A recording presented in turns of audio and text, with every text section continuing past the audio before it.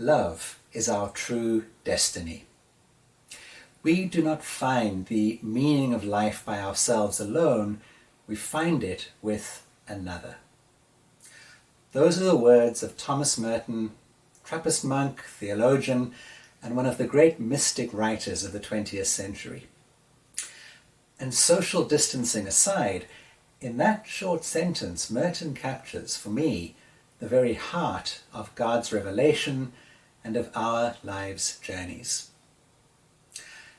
And so I'm going to use those words as a kind of lens through which to view the gospel story set for this fifth Sunday of Lent, and through which to view what the good news of today's gospel might have to say to us right now. So the gospel for this week is the story of Lazarus. It's a story you all know well, I'm sure.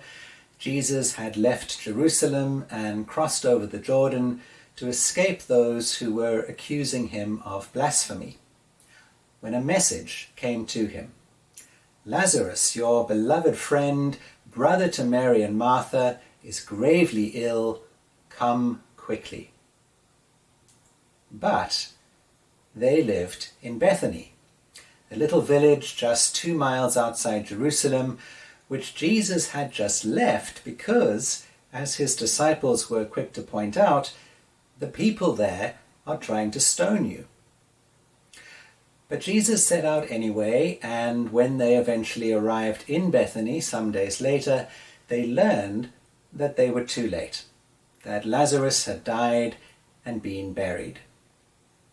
And that is where we read the shortest and possibly the most poignant verse in the scriptures. Jesus wept. He wept, as any of us would weep when our lives are touched by grief. He wept for the sadness of Mary and Martha mourning their brother. He wept for his own grief, losing a friend. He wept for all the moments that might have been, but now never would be. He wept maybe for the suffering of his friend in his final days. Perhaps even he wept for the brokenness of a world in which disease, with no sense of justice, robs us of those who are precious to us. For all the reasons we weep, and sharing all the pain that we bear, Jesus wept. Because God loves us, and because God is with us, and because God is part of us. And what weighs down our hearts weighs on God's heart as well, because that is the nature of love. We don't merely care about those whom we love, we care with those whom we love. And for God, that includes everyone. God's love is our true destiny. We do not find the meaning of life by ourselves alone, we find it with another. And that other, in the first instance, is the God who seeks and finds us, and who shares his life with us, and who shares in our lives at the same time.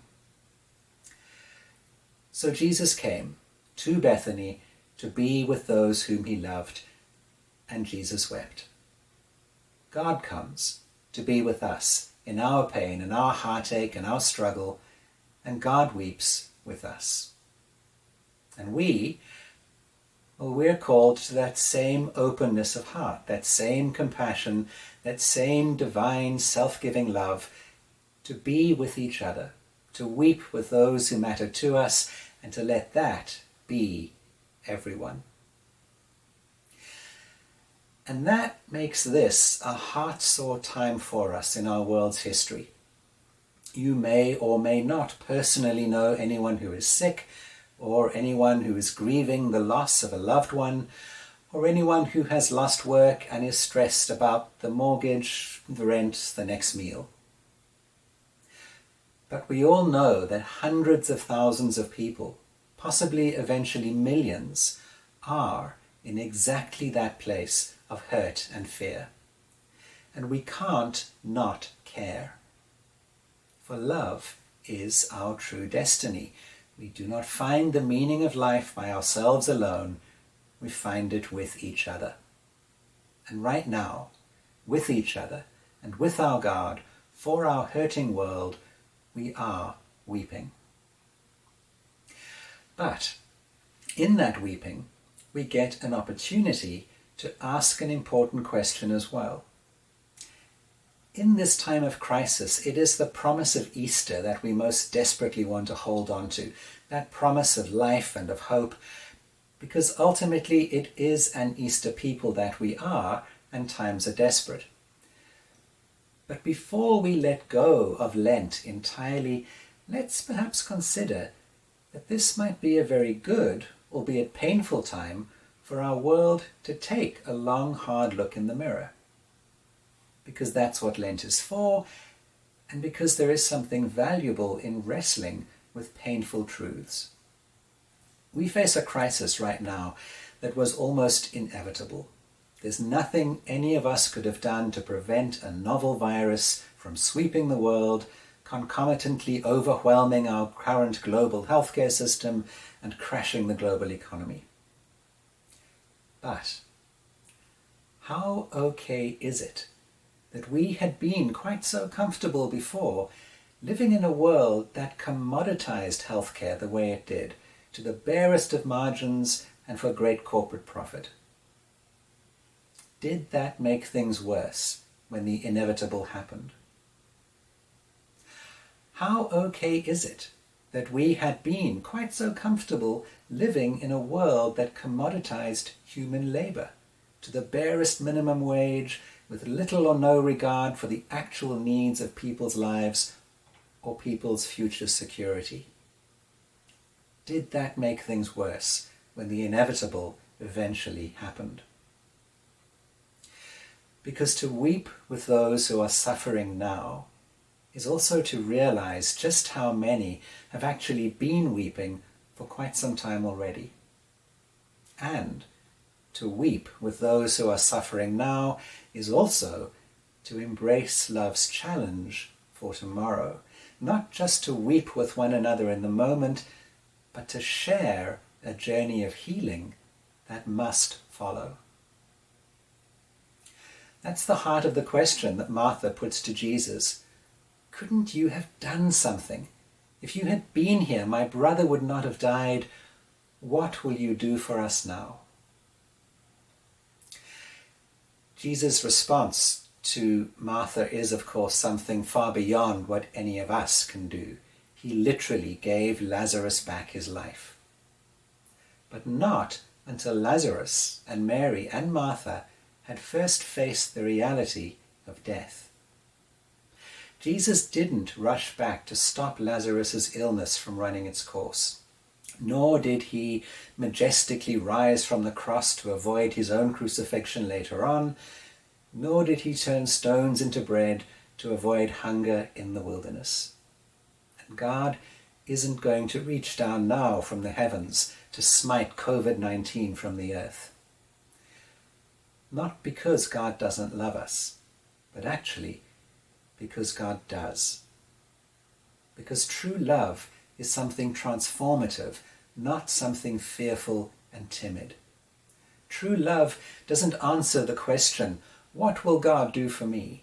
No more than it answers the question, what will my neighbor do for me? Because we don't find the meaning of life by ourselves alone. We can only find it with each other. And God's gift to us on that journey is not that he will so protect us that we will never have to care for each other. It is that we will have occasion to care for each other all the time. And with that, God's gift to us is also a spirit of love, joy, peace, patience, kindness, gentleness, humility, self-control, so that the care we learn to give each other can be genuinely vulnerable and genuinely hopeful and perhaps not as literally life-giving as Jesus' gift to Lazarus, but genuinely life-giving nonetheless. And so right now, in this time of crisis, That is what we will hold on to. We will remember who we are and what we have been given and who is with us and why. We will remember that we are all connected, that the fates of our lives and the fates of those right across the world are bound together as one human family. We will remember that the lives of all in that family are precious. We will think about what is truly important for ourselves and for each other: food, family, security, community. We will remember that our choices will affect the lives of others as their choices will affect us, and we will make choices to be just, to be respectful, to be generous, to share, to not count the cost of our luxuries against anyone else's necessities. And perhaps we will even begin to imagine how, the day after the last COVID-19 case is finally resolved, the society we rebuild might continue to be shaped by the kinds of commitments we make today, so that tomorrow's world might look a little more like a world of God's people than the world we knew before. Because, as it always has been, love is our true destiny. We do not find the meaning of life by ourselves alone, we find it with another. And with each other, from the God who is with us now and who always will be, we ask wisdom and courage and compassion. And that will be enough. Thanks be to God, and Amen.